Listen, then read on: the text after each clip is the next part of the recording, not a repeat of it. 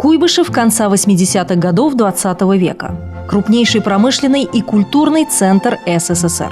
Именно отсюда родом знаменитый полтинник, так называют пилоты Ту-154. Самый массовый советский реактивный пассажирский самолет. В начале 90-х здесь строятся мощные ракетно-космические комплексы «Союз-Прогресс». В городе на Волге свыше десятка крупных вузов. Учиться в медицинский и авиационный приезжают студенты со всего Союза. В Куйбышеве пока все как и прежде. Еще немного, и атмосферу внешнего спокойствия нарушит неустойчивый ветер перестройки. О своем праве на жизнь заявит новая организация. Сначала мы собирались в квартирах, несколько человек, а потом здесь вот договорились с Домом молодежи. Комсомол здесь помог. И первое собрание 15 января 1989 года мы здесь провели. До собрания мы направили письмо в руководство области, в обком партии. О том написали, что есть проблемы серьезные, что здесь, в Самаре и в других местах, в области, в городах, очень затруднено изучение татарского нашего родного языка. Привет, привет, салям. Давай, мря. Ахмед Нафигин и Азат Надиров. Когда-то инженеры заводов и конструкторских бюро, сегодня они вспоминают, как начинали свою общественную работу. Этих уникальных документов вы не найдете ни в одном архиве. Здесь целая эпоха. Зарождение татарского культурного центра. Письма в обком и горком КПСС, проекты уставов, черновики, просьбы, обращения. Активисты были не одиноки. Одновременно с ними работу по возрождению национальной культуры начала еще одна инициативная группа. Я был типичным продуктом советской системы. Школа, октябренок, пионер, комсомолец. Я на себе испытал столкновение влияний. Национального, мусульманско-татарского со стороны родителей, и атеистического, русско-советского со стороны государства. Это была мощная, хорошо организованная система воспитания и обучения. Она пронизывала все сферы жизни. В 80-е годы 20 века в Куйбышеве не было ни одной национальной газеты. О том, чтобы дети изучали родной язык, даже не могло быть и речи. Радиопередачи из Казани практически не прослушивались. Единственная отдушина самарских татар – мечеть до концерта национального ансамбля «Елканлы-Ешлек». Но это была лишь капля в море. Я чувствовал себя сильно обрусевшим татарином и носил имя Саша, как тогда это было принято, что ли. Но уже в более взрослом состоянии, уже когда я учился в Одесском мореходном училище, пришло уже такое, если не взрослое, то юношеское осознание, что я татарин. Я именно татарин, что я этим горжусь. И что я не Саша, а я Шамиль. Biz içe oturuştuk и uyladık uyuşturuğa татар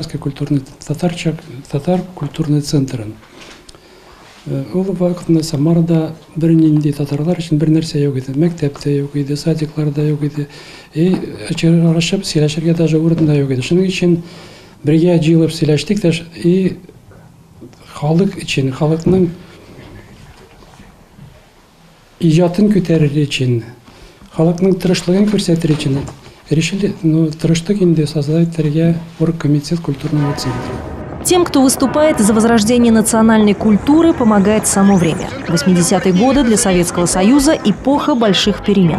Бурные события в Закавказье и Прибалтике, афганская война, жажда независимости бывших союзных республик. Желание знать, кто ты и откуда, уже не вызывает ни у кого панического страха.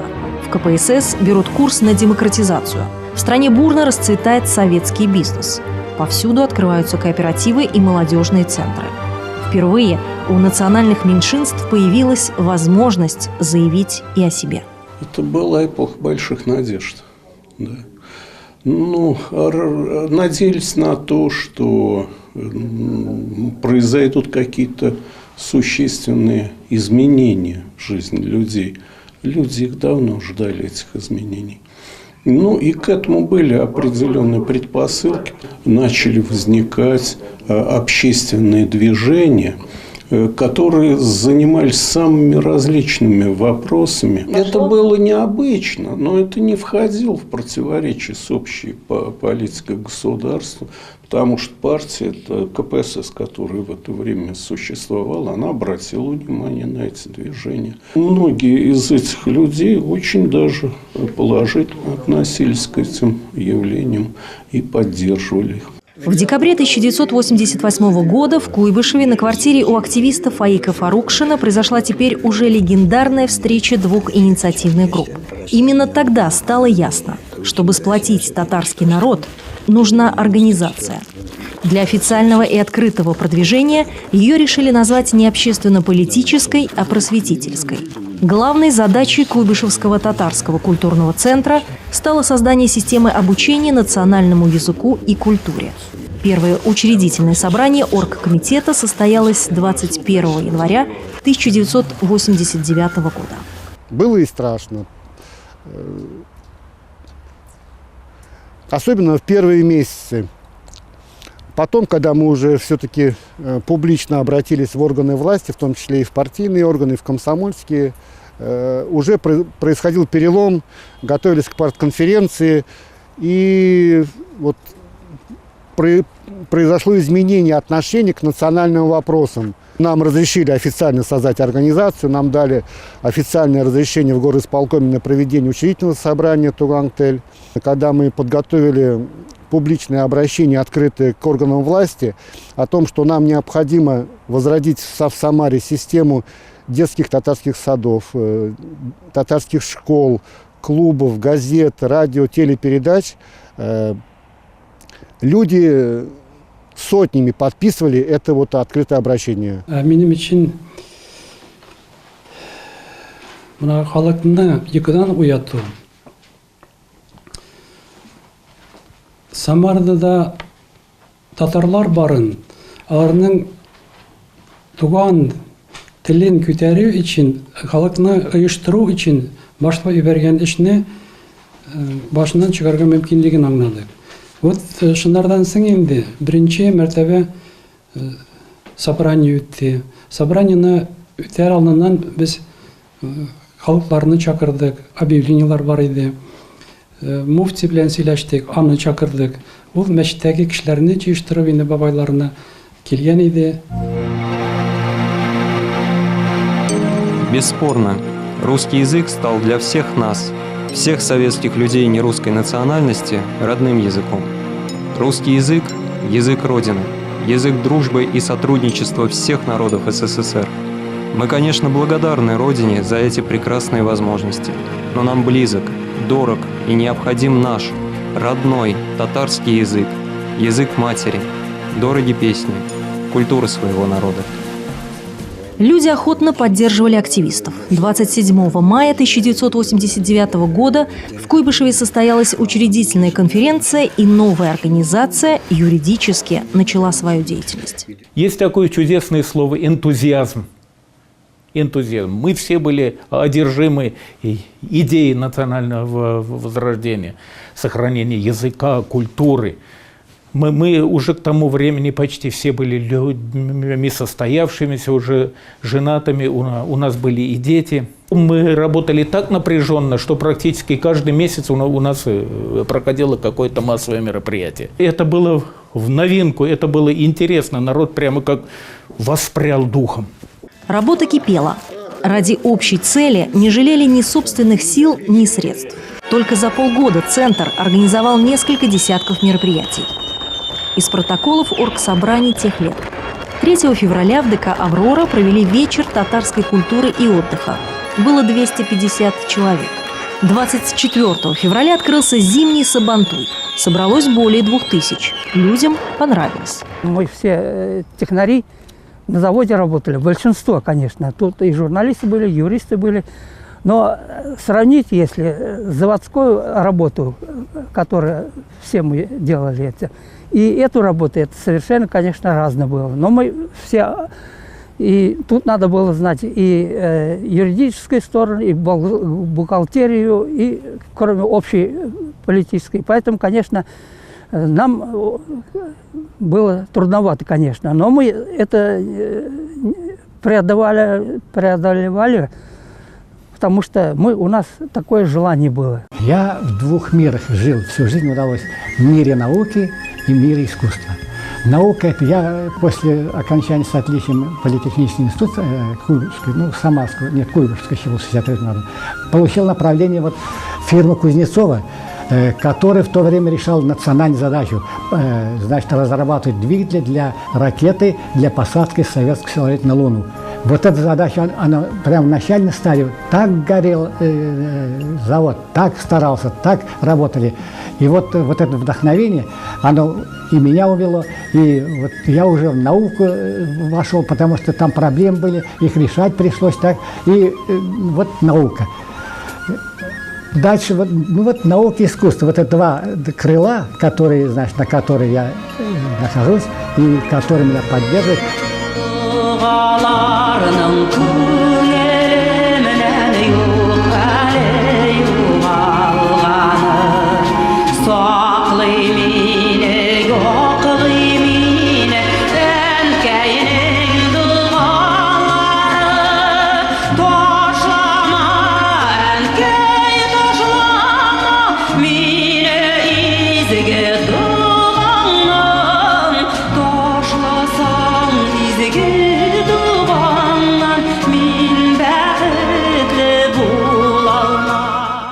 Теперь о любом мероприятии татарского культурного центра моментально становится известно всему городу. В Куйбышев часто приезжают артисты из Казани. Национальная борьба для горожан уже не кажется экзотикой.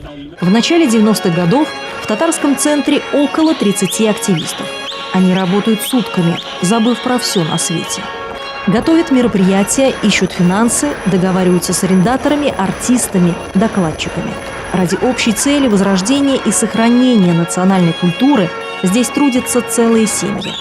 Вскоре о деятельности центра уже пишут все областные СМИ. Это, вернее, вырезки из тех газет, которые подробно описывали каждый шаг создания Куйбышевского еще тогда татарского культурного центра «Тугантель». А в газете «Волжская коммуна» это о первой татарской воскресной школе при школе рабочей молодежи номер 15 Советского района. На базе этой вечерней школы потом возникло наше муниципальное образовательное учреждение школа Якталек с углубленным изучением отдельных языков, а именно татарского языка и литературы. В начале 90-х вслед за Куйбышевым татарские культурные центры открываются в Тольятти, Сызрани, в Похвестневском и Клявлинском районах. Активистам удалось решить вопросы с Главным управлением народного образования. В сельских и городских школах ищут учителей для преподавания татарского языка. В 3 библиотеках Куйбышева открываются отделы татарской литературы. В работе оргкомитета принимают участие национальные творческие коллективы. Активные группы татарского центра теперь базируются в ДК «Родина». Сегодня это госучреждение Дом дружбы народов Самарской области. Да, это историческое здание. Раньше был совсем вид другой у этого здания, ДК «Родина». И первые татарские кружки, первые собрания проходили именно в этом клубе, в этом здании. Сейчас современное, очень хорошее здание. Созданы все классические условия для развития национальной культуры. Выступления активистов татарского центра все чаще звучат на Куйбышевском радио и телевидении. Молодая организация уже известна далеко за пределами области.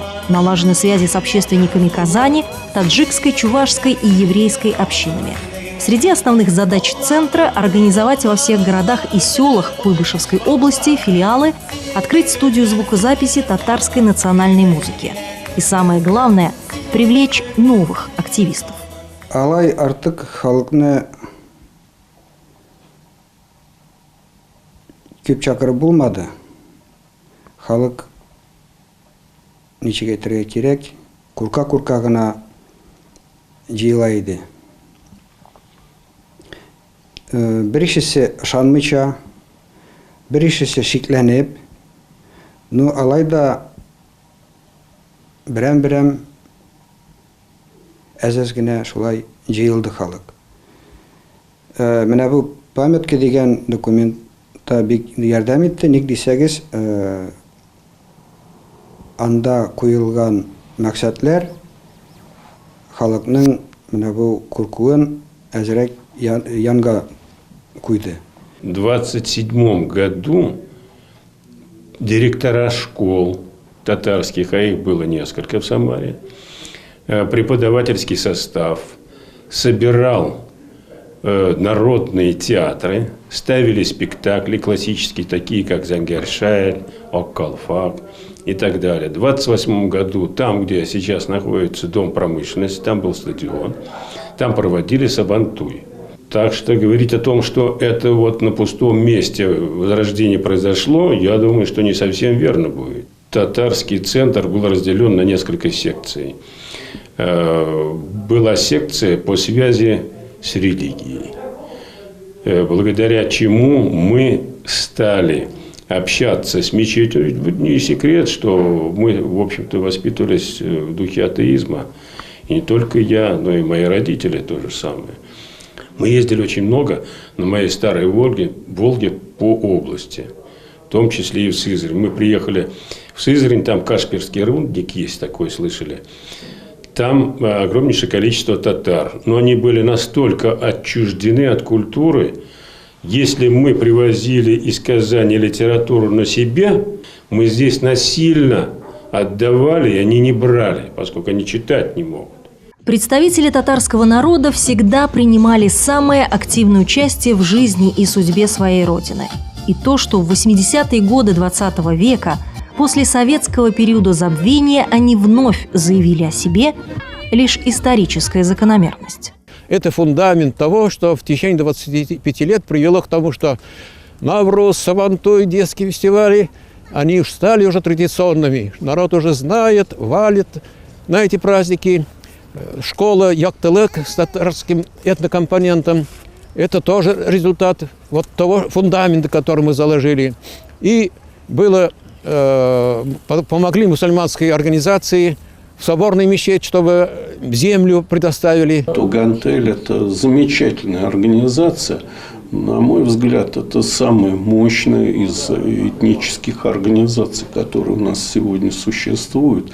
Но татары ведь вообще живут очень глубокой, насыщенной внутренней жизнью. У татар большая культура, очень серьезная, очень древняя. Они сохраняют язык, они сохраняют какие-то ценности своего бытия исторического. Вот. Причем это касается многих сторон жизни. В этом плане они недооценены просто, понимаете, бывает у нас. Но они не склонны, в принципе, противопоставлять свою культуру другим культурам, которые существуют. Сегодня в областном татарском культурном обществе Тугантел работает уже новое поколение. Но их цели, как и 25 лет назад, все те же – сохранить и донести до своих потомков все то, что накоплено веками – мудрость своего народа.